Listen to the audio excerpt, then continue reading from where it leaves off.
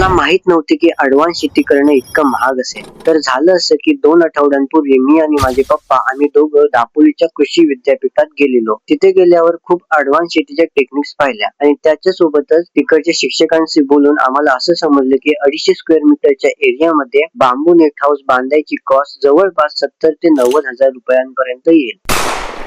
मग काय, लगेच तिथून निघालो कारण आपल्याला बनवायचा होता कॉस्ट फ्रेंडली नेट हाऊस. आणि म्हणूनच 2 दिवसांनी मी आणि माझी बहीण आम्ही दोघं गेलो तुरळला. तिथे होणार होतं शेतकऱ्यांचं संमेलन, जे होस्ट केलं होतं लांजा कृषी विद्यापीठाने. खूप सारे आंबा काजूचे शेतकरी आलेले. तितक्यात माझ्या बहिणीने तर गेमच केला. शेती अजून सुरू नाही केली आणि हिचा झाला सत्कार.